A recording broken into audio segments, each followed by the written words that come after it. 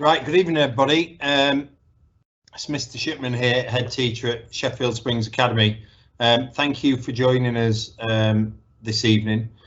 We don't want to keep you too long. On the call this evening there's myself and Mr. Howard, but we thought it'd be useful to just meet with parents tonight regarding the recent changes that I've written to you about and explain a little bit more in detail about that.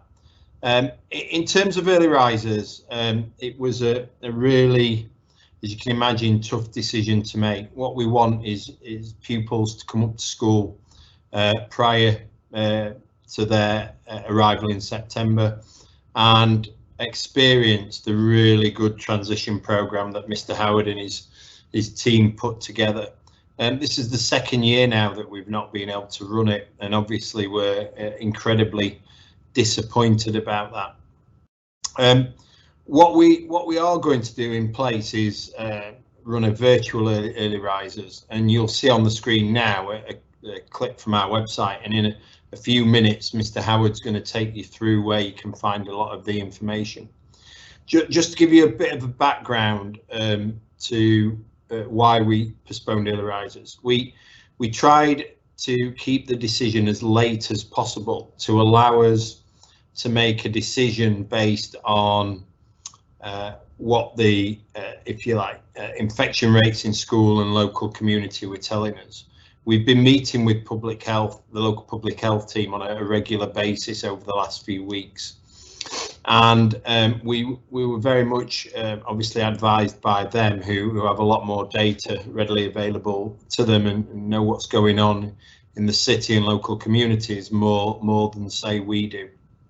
The reason why we obviously left it till last week is to try and give ourselves the best chance of running early risers, but unfortunately with the advice and what we could see in the end, that couldn't happen. So it's important now that we support our young people, your children, to make a successful start at Springs in September. We also had the summer school plan, but obviously that was bolted on to the end of early risers, and there was no way really that we could run summer school onto that end. So we've moved summer school till the week commencing the 23rd of August. You should have all hopefully had a letter from me explaining how you can enrol onto that, and we'd be delighted to see year 6 students in school on that day and for the rest of the week, so that they could build up relationships with their other peers and also members of staff. We are mindful that they will have had very limited time in school. What I will say is that this year's year 7 had virtually no time in school as well, and they've been really successful this year. Because early risers hasn't run, we've done lots of other things in school, particularly at the start of the year, but as the year's gone on, to try and support those year 7 students, and they've settled in really well. So even though this is a huge disruption and something that we've not really wanted to do, I want to reassure you that as head teacher, that the young people coming up to us will be very much looked after, cared for, and will be challenged to do the best they can with their learning. I also understand that you might have some questions about what next year looks like in terms of our return to school. You'll have to forgive me a little bit that with everything that's been going on in school today, etc., and schools are very busy places, I've not had a lot of time to catch up on the news from today. But I know there's been a lot of announcements about bubbles and contact tracing and stuff like that in schools. But we will make sure that we are clear on our expectations around the start of term and everything else for all parents before we break up for the summer. So at that point, I'm going to stop there, and I'm going to pass you over to Mr. Howard, who's going to take you through the stuff available on the website around transition. After that, if you want to ask us any questions, Mr. Howard and I'll I'll try and reply between us. So in the text box, if you want to type in any questions that you have, we can obviously help you answer those questions and make sure you've got all the information you need tonight. Okay, over to you, sir. Good evening, everyone. So I'm just going to go through what Mr. Shipman just said. I'm just going to go through the school website. What you can see in front of you is the home page. So it's easy to navigate straight away. Just click on that image right in front of you.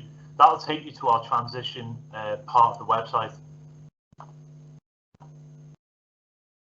On there, straight away, there's a welcome message, not only from Mr. Shipman, but from the rest of the transition team. And so there's key staff that pupils will be able to meet straight away, such as the Senko and First Aid and myself. The transition website is split into 4 areas. We've got pupils, parents and carers, we've got the SEND, and then we've also got Nebula new to this year. I'm just going to start off with pupils today. So if you just click on the pupils page, this is where we'll have activities and lessons for your child to go through. Okay, so there's a few words of encouragement from our student ambassadors. Student ambassadors are the year 11s who've just left, and they represented the school in their final year, supporting the school in a variety of ways. And one of the major ways they would normally support is to encourage and welcome year 7 pupils. So unfortunately they can't do that this year, but they've left some lovely messages for you to watch. One of the major videos I'd recommend watching is the video tour with Miss Finley. Now Miss Finley is the head of year for year 7.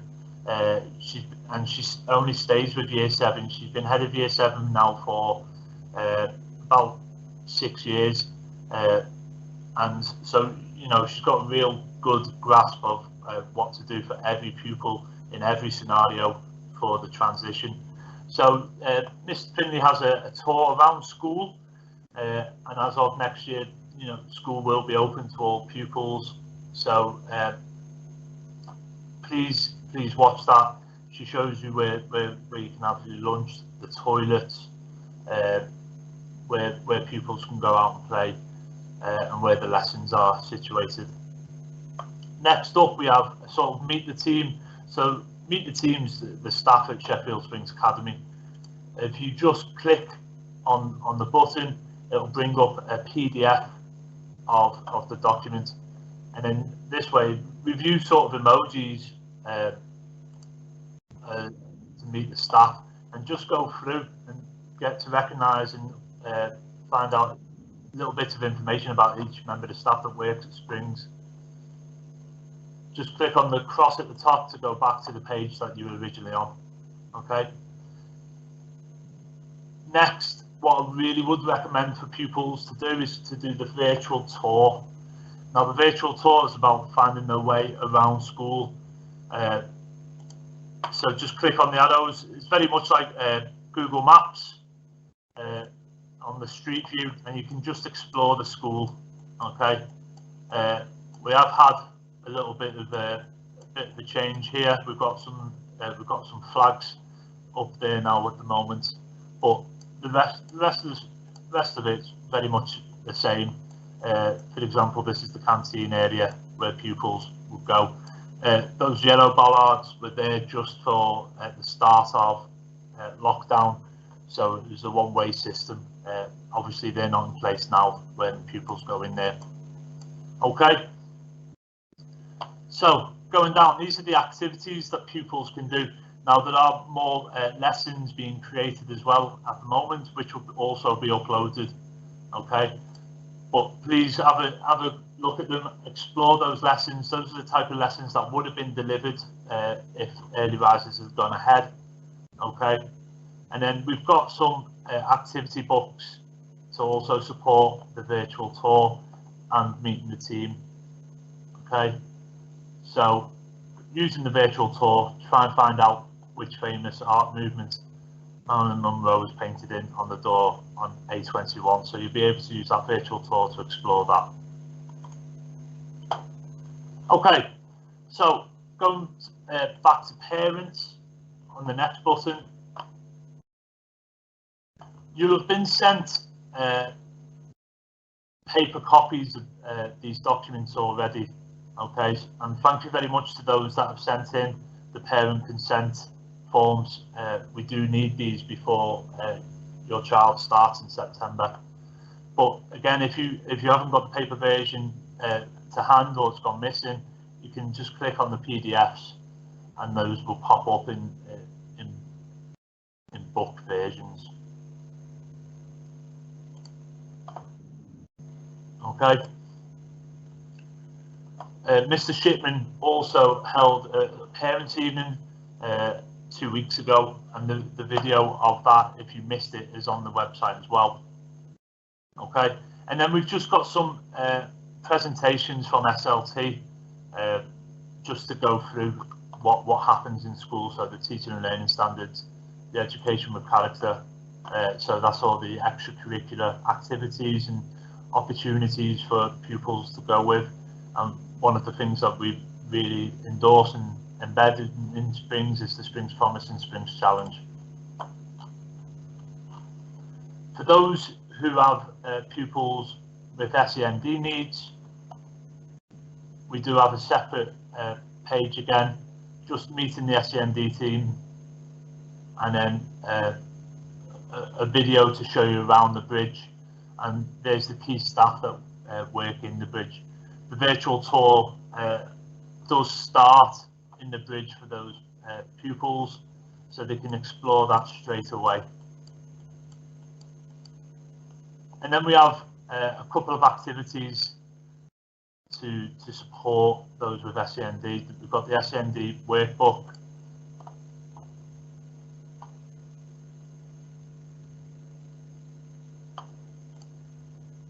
Okay, so just work through this, and you'll be able to familiarise yourself with school. And then we've got a welcome letter from a pupil who has SEND needs within Springs, and it's a sort of welcome letter. It's really nicely written from that pupil. And I know last year similar letters were sent out and made pupils feel welcome. Okay, so again, just on the home page, it is the big green banner. So just click on there, please, and then you'll be able to go on to the virtual early risers and any transition information that you may need. I will say, if you do need any more transition information, our email address is transition@sheffieldSprings.org, and that's the best way to communicate. Those messages then get passed on to myself, Miss Finley, and any other member of staff that you may require, such as the Senko or medical practitioner here at Springs. Okay, so as Mr. Shipman said, please, if you can, send some questions. We're monitoring those questions now, and then I'll direct those questions to Mr. Shipman for him to answer. Okay.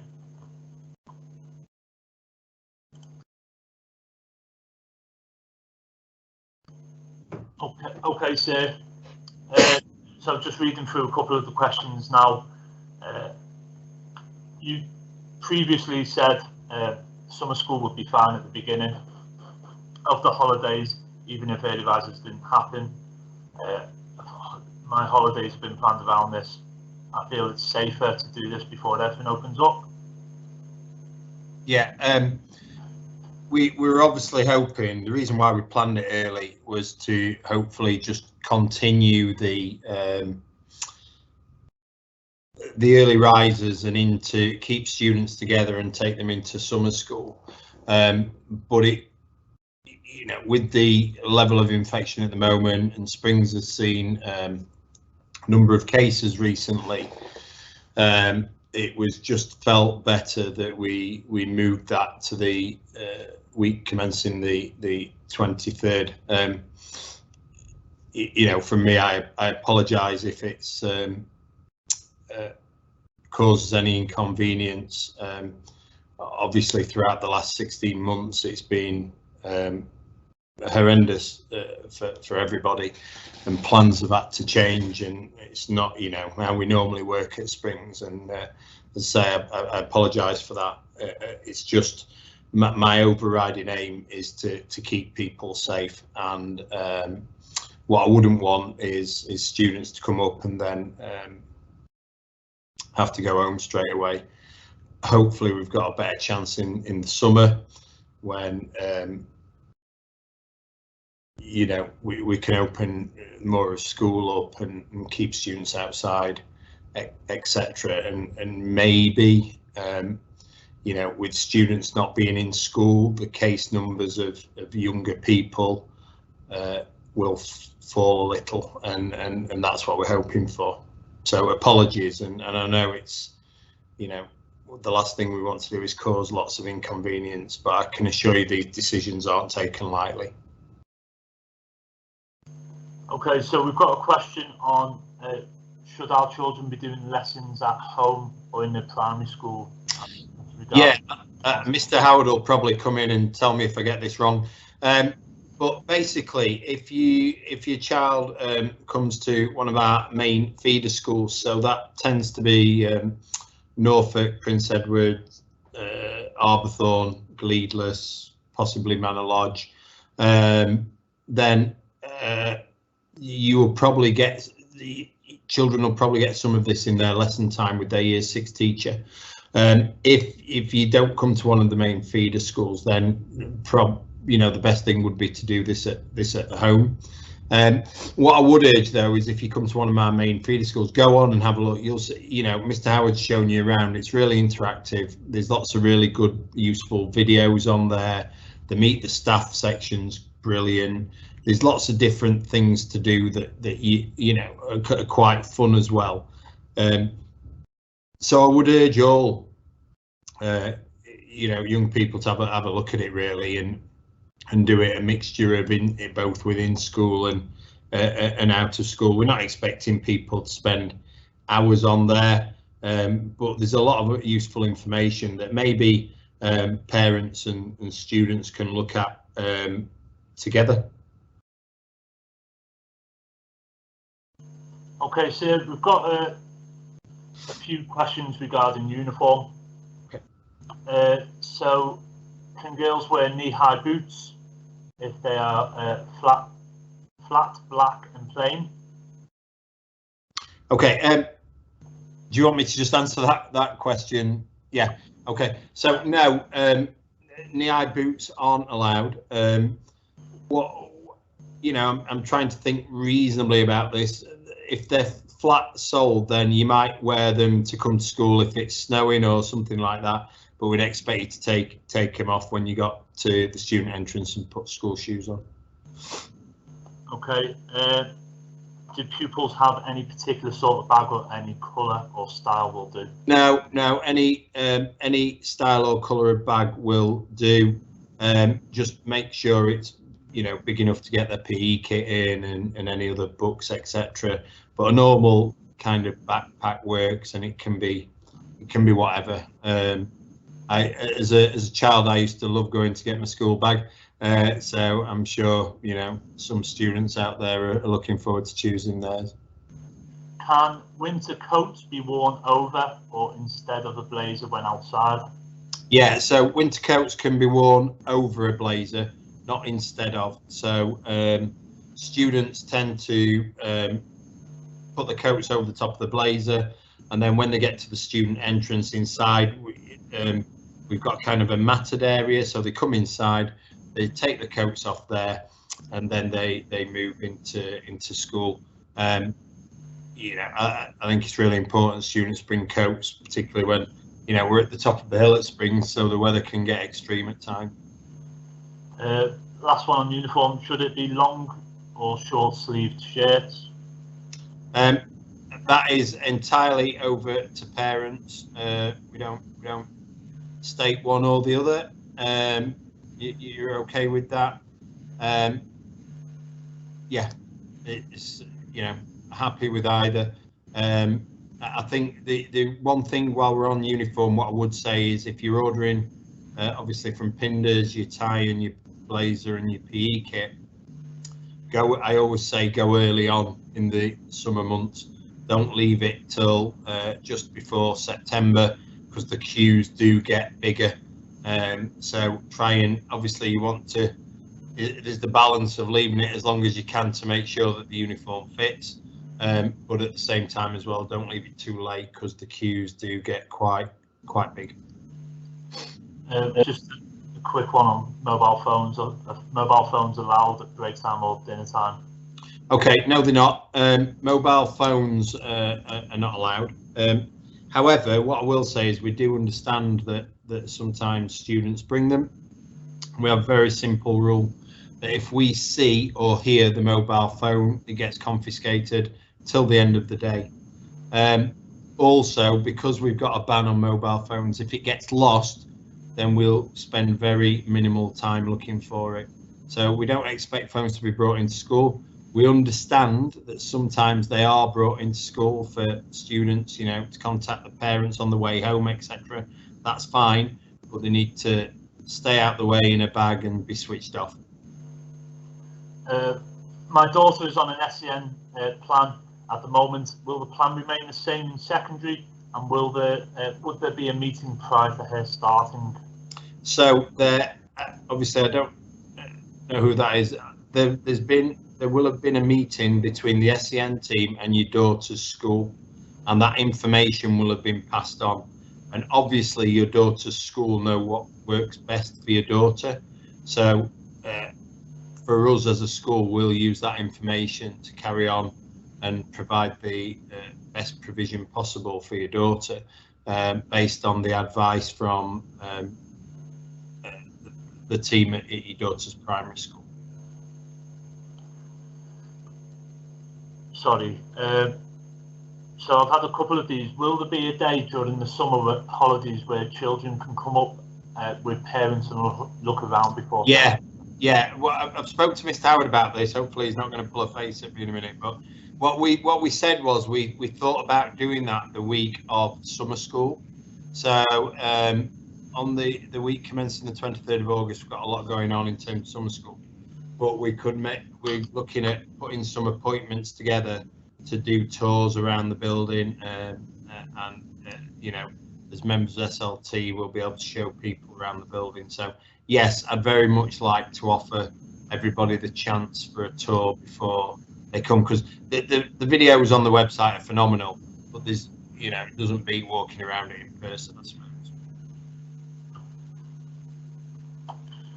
Okay, just a question about those that can't make summer school. Obviously, there's going to be some disappointed children. Is there any plans in place to support these children? I mean, obviously, we've got the virtual early risers. If students can't make summer school, and I think probably one of the big things is just looking around the building and getting, you know, used to you know where to go in the building, etc. What I would say is if you can't attend the summer school, and that's not going to be possible, if you contact us on the transition website or give school a ring, then we will look to work with you to provide an opportunity to do that. That you know, that won't be a problem.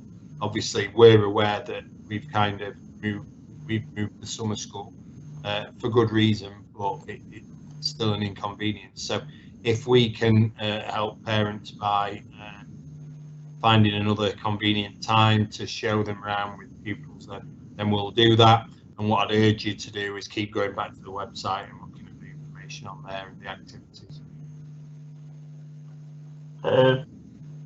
Do students have lockers? We have lockers in school, but students don't have them anymore. They're gradually getting replaced with seating, etc. So yeah, the lockers, we have got a lot of lockers on corridor, but we don't tend to use them now. Okay. Going back to summer school, bit of disappointment still. How come All Saints Summer School is still able to be on, but the one at Sheffield Springs isn't? Yeah, I can't answer that in terms of the fact that obviously they're two different schools with two different case rates, infections in schools, etc. I mean, I don't know what the state of play is with All Saints. All I can tell you is that we wanted to run summer school, but it's thought best not to. So we're moving it till the end of the summer term, to the end of the summer. And I know that there are a number of other secondaries doing the same. We were advised by Public Health to cancel transition activities for the foreseeable future, and that's what I have to kind of base that judgment on. What do what is it that I want? I want to run a really good transition program, early risers and summer school. But unfortunately, that's not possible.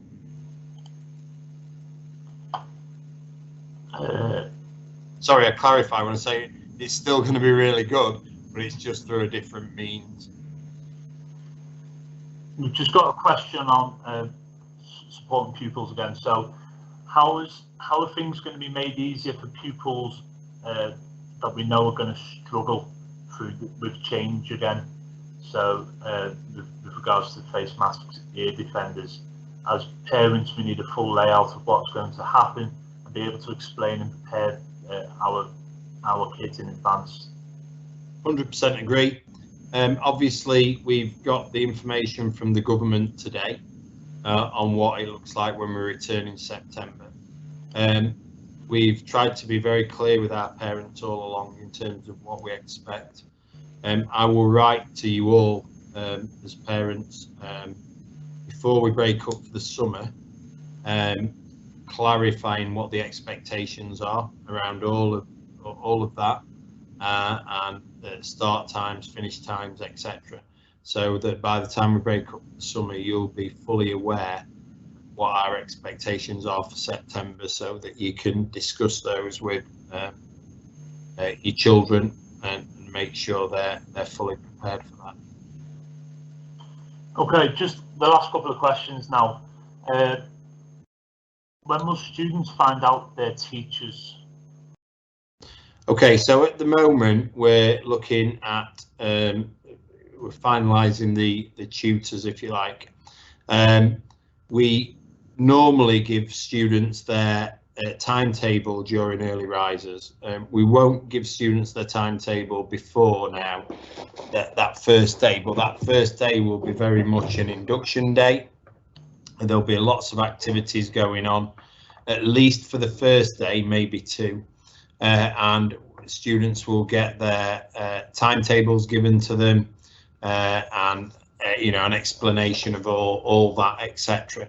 So on the first day when they come back from September, the likelihood of them, they're not going to go straight into the lessons. There'll be a lot of induction activities done with them, where they get to meet staff and other students, and also get the timetable, the homework planner, another tour again, etc. And we'll show them what happens at lunchtime and break time. So we're going to put all that together for the first day. And as I say, I'll write to people before we break up, just to explain what that looks like for year 7 pupils in September.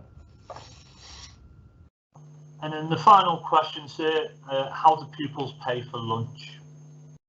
Okay, so it's a contactless system. So you pay using your finger. When students come on that first day, on the I think it'll be a Friday, students will register their finger. On the very first day, we'll provide all students with a snack at break and their lunch, and then you can top up their payment 2 ways. Either students can bring money in and put it into the cash boxes in near the student entrance, or parents can log on to somewhere called ScoPay, and basically that's giving you a child's account, and you can add money onto that account, so they've got money in there. You can also use it to pay for trips and stuff like that. It's quite clever. But the fact that children pay using their finger means that they don't have to carry cash around, and it also makes sure that they pay quicker, which means the queues go down a lot quicker than if you're having to handle cash. Okay, so that was the last of the questions. Thank you. Okay, thank you to everybody for joining us. Again, I can only apologise for some of the inconvenience caused. It's not a position we want to be in, but I do want to keep everybody safe, and I do want to work with the community as well. I'm looking forward to seeing Year 6 students on the 23rd of August for summer school. If you, as I said, if you can't get there for then, please let us know, and we will we'll arrange an alternative time to show you around the school. Please look on the website. There's loads of good things on there, and I'm really looking forward to meeting all the we'll call them Year 7 now, Year 7 students from September. You know, I get it's an exciting time for them, but also a little bit of a worry as well. So we want to make sure we support and do the right things, and we are here to help. So any questions that you may have, please get in touch with us, because you know we want to try and make this as good as is possible for them given the circumstances. Thank you very much for joining us tonight, and have a good rest of the evening. Thank you.